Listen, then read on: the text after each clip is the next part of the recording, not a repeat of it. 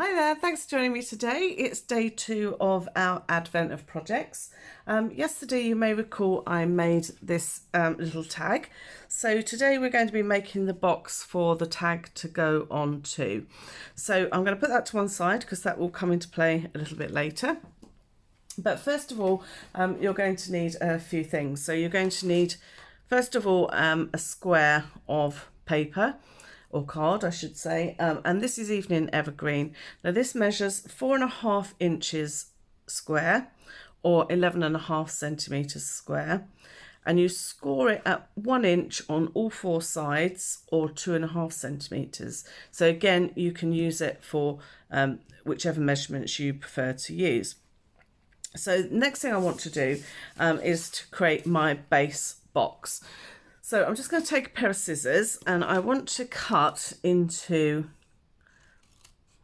the ends here. Now what I would normally do if I was making a box, I would have my 2 ends actually working together.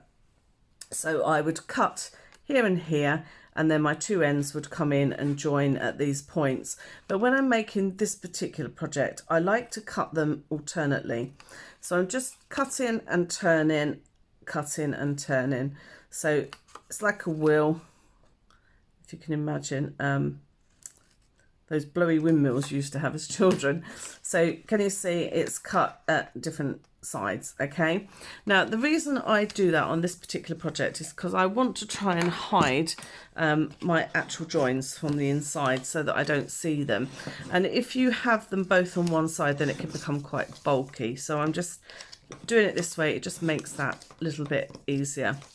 Now there are various ways that you can do this, and a lot of people will do this different ways. This is how I like to make it.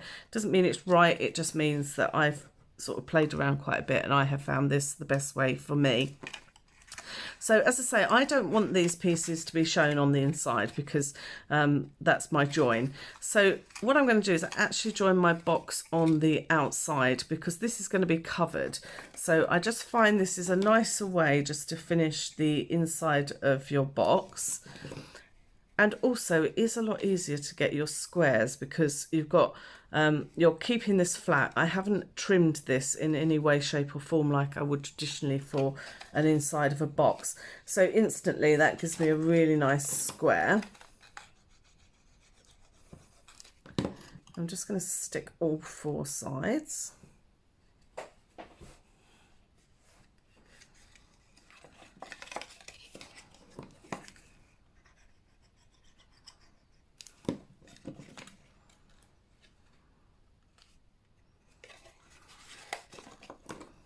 Always feels very odd sticking them on the outside because normally you wouldn't want that obviously to show. So it is quite an unusual sort of concept, and you do sort of find it, your brain tries to sort of do other things, but stick with it. That's what you want to do.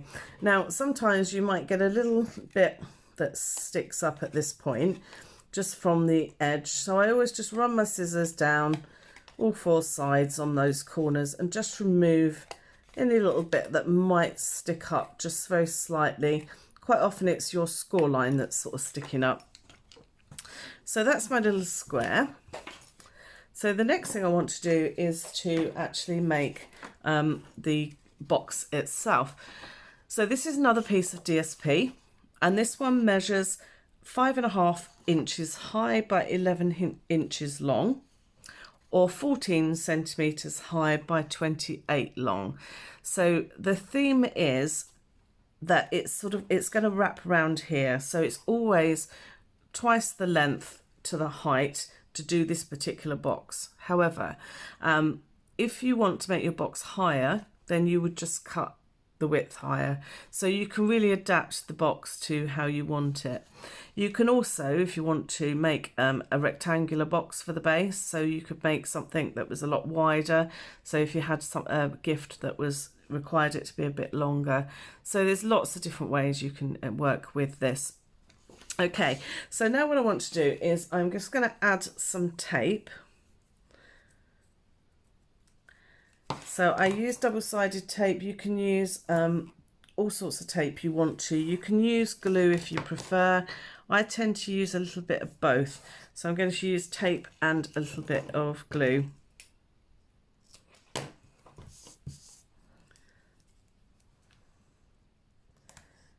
So just sticking the tape down. So I've just stuck it at the base, the whole length, and up one side. So what will happen, this will eventually fold over like this. So at that point, I often put another strip of tape along this side, but I wait until I've actually put it in place so I can see exactly where I want it to go. Just a little tip for you. Okay, so I'm just going to take the backing off the bottom strip of tape. And I'm going to bring in my little box. Now I want my box, this is going to wrap around it.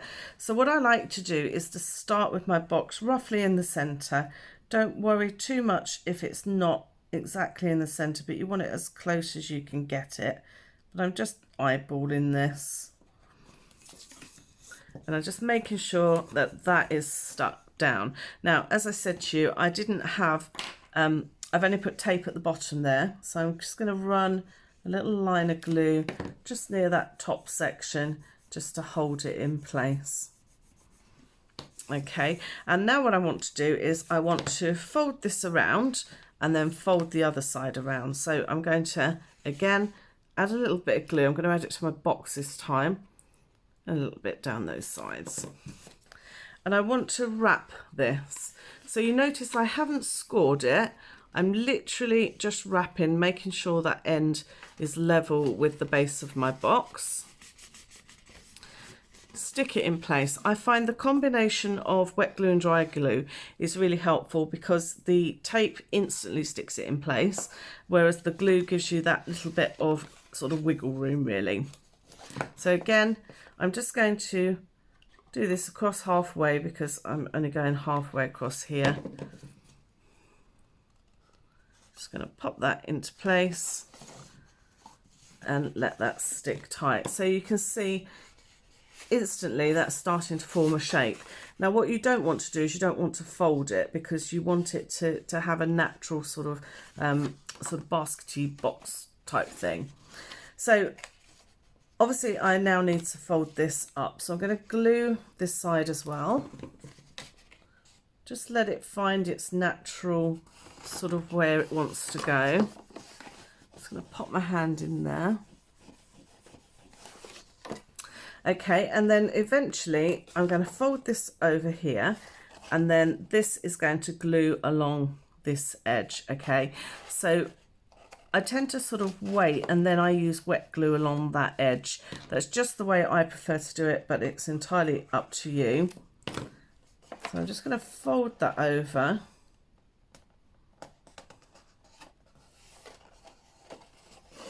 Okay, so now I want to just add a little line of glue along that very far edge, and I'm going to also remove the back of the tape here. Okay, so I'm not forcing this in any way. I'm literally just sort of squeezing it, let it find its natural place to settle, and then when you're happy, just use your fingers just to smooth it down. Whoops. Okay, so that is our little bag, or box in a bag as we know it. I'm just going to rub all those edges just to make sure. Now obviously we've got this join here. If you want to decorate that to hide it, you can. I tend not to worry too much about that, but what I do like to do is to actually decorate the bottom and the top of my bag actually, because I think it looks really nice. And eventually this will sort of pop together like this. And it's always better once you've got things inside it. Okay, so now I want to decide on what papers I want to use for my decoration. Now, the paper that I used for the previous one for the tag was this one here. So I thought it might be quite nice actually to use that again. So I'm just going to cut myself 2 strips of that.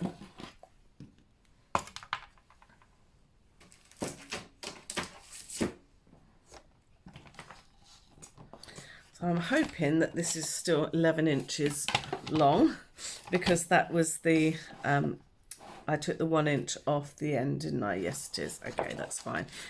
Okay, so I'm going to cut a strip for the bottom. So the depth of my box was 1 inch or 2.5 centimetres. So depending on what measurements you used, I would recommend that you use that again.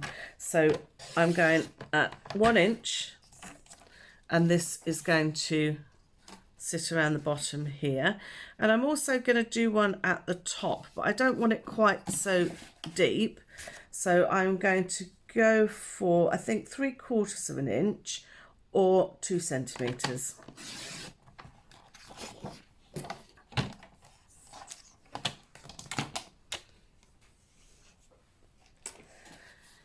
Okay, so this is my back where my join is, so I just need to remember that.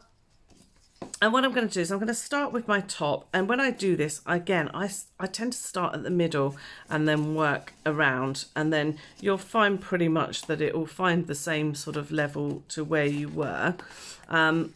Alternatively, you know, you can measure it a little bit, but I prefer to do it this way. And again, I'm going to use my double-sided tape for this.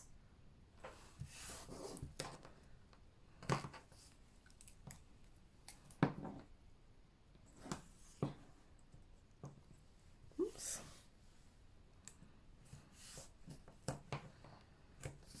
And I'm going to stick the other one on at the same time, so I'll add the glue.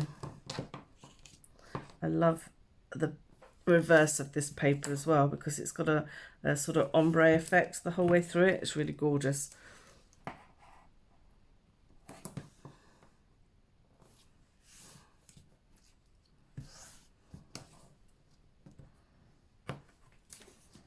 Okay, so I'm going to start with this one first. I don't know whether this paper has a right or wrong way up, really. I don't think it specifically does, especially when you're using a small piece.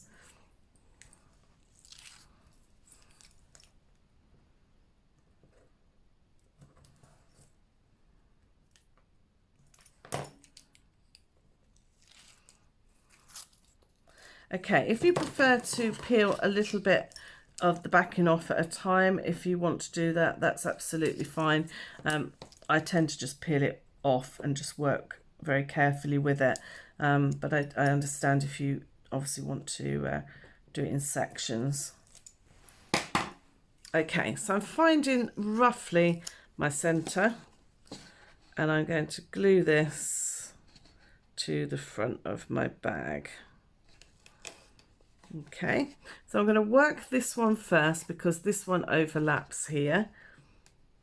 So I'm just following it around, kind of let it find its own way, but just guide it so it's level at the top. And again, I'm a bit cack-handed this way because I'm sort of going in the opposite direction.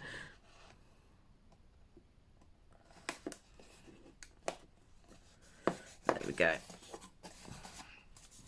Okay, so that's our top done. Now the joins are here, but these joins are going to be covered in a second anyway. I'll show you that in a second.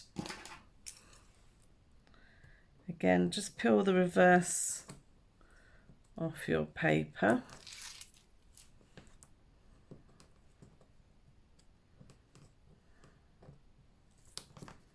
Oops.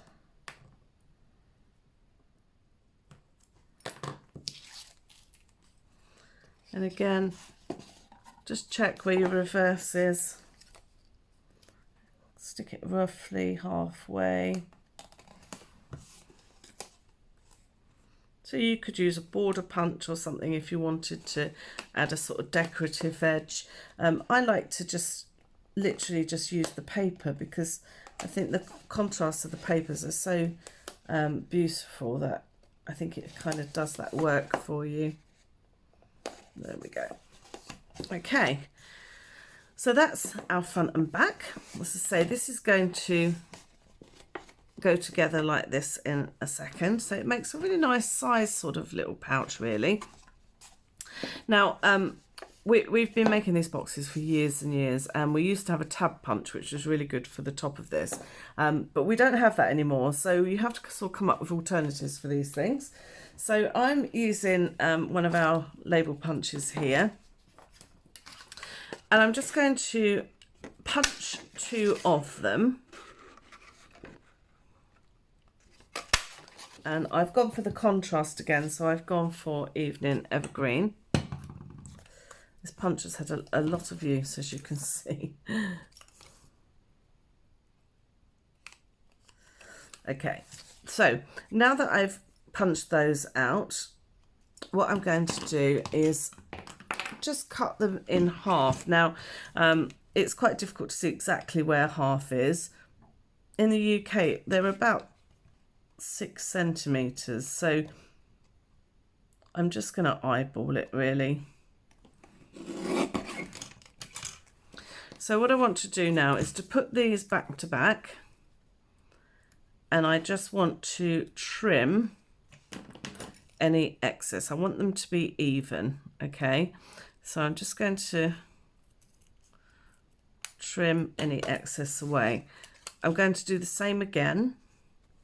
So just line it up.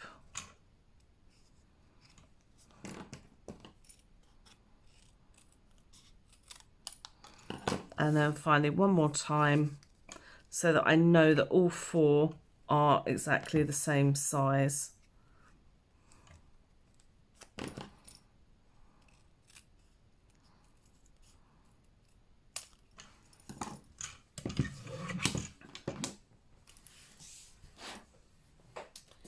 Okay, so now I want to glue these in place, but the first thing I want to do is actually to punch a hole in the top of the tab. And I've come over here without my hole punch, so bear with me one moment. Okay, so I've got my hole punch here, so I'm just going to pop it into the centre of all 4 of my layers. If you haven't got a heavy duty punch, then you can just use your normal handheld punch, and then just do them either individually or a couple at a time. And trim away any excess. So now what I want to do is to stick these onto the top of my bag. Now you can do it one of 2 ways. You can either do it on the inside like this, or you can do it on the outside if you prefer, if you want to add a little bit of decoration. I kind of like it inside for this particular one, but as I say, different papers and different projects are quite different, so just have a play around and see what you prefer. So I'm gluing it all over, and I want to glue it to the inside of my bag. And again, I'm just eyeballing it to a degree, but this particular punch has got these little arcs on it, so I'm actually going to line it up with those arcs.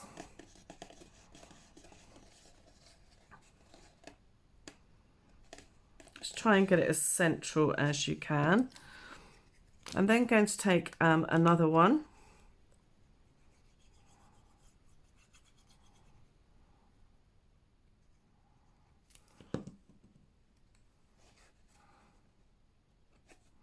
and I'm going to stick it on the outside. That's my mistake. I was going to stick them both on the inside. So, but this is fine. It works really well as well. So if you want them inside, then you can just put them inside together. You still want 2 layers if you're going on the inside, because it adds that extra strength for your cord and everything to go through. Okay, so I'm just going to fold this now without actually creasing the ends too much, and I want to just line up the next one, so I'm going to glue it again. I'm going to glue it to the inside, line up with those scalloped edges again, just make sure, whoops, try not to drop it inside like I just did. try and make sure it kind of lines up with the other side. It's virtually impossible to see for sure, but as long as you can get as close to, then that's absolutely fine. And I think what I might do is actually just add a little bit of something on here.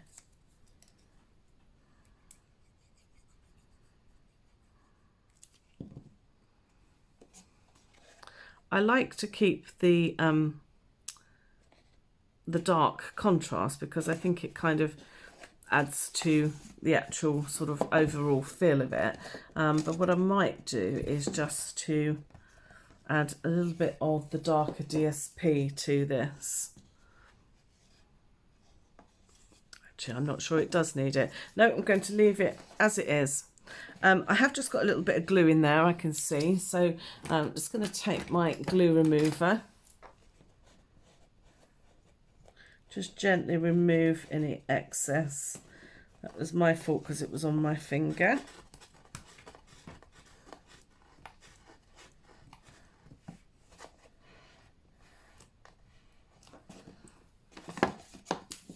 Okay, so now what I want to do is to actually tie my bag up, and this is going to stick onto the front of it. So you can either use another piece of ribbon, you could use some twine, you could use anything you wanted to really. I'm going to use another bit of ribbon because I think it will just make it hang nice. So I'm going to hang my decoration onto it and then going to pop it through either end. I would seal the end of my ribbon when I finish, so you can just seal it with using a lighter or a match if you're very, very careful. But you just want to singe the ends of your ribbon and it stops them from fraying in the future. Now I'm just going to give myself plenty of this just because I don't want to skimp and then find I haven't got enough for my bow. So very carefully, be quite gentle because you don't want to break these holes in the top of your bag. And I just want to make sure that my decoration is also going to sit nicely. So just have a little fiddle around until you're happy with the positioning. And then I'm going to tie my bow.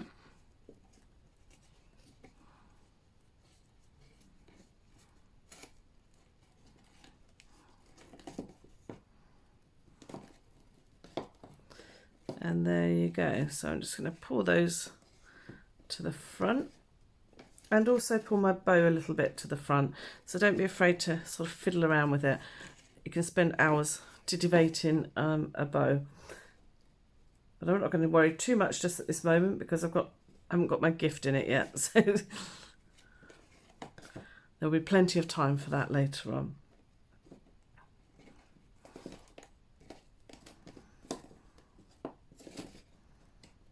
So it's actually a lot easier once you've got something in it because you've got that weight there.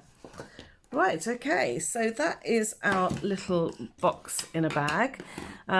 What I would do is I'd pop my little gift in and I'd probably add just a little bit of tissue paper or something just so people can't have a little peek in there. I actually made these for table settings one year, so I put everybody's names on them.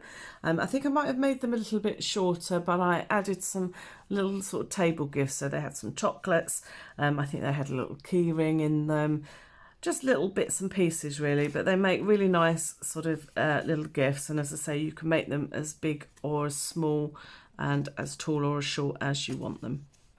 So I hope you like that. I'll be back again tomorrow with another of our Advent projects. So thanks for joining me. Take care. Bye.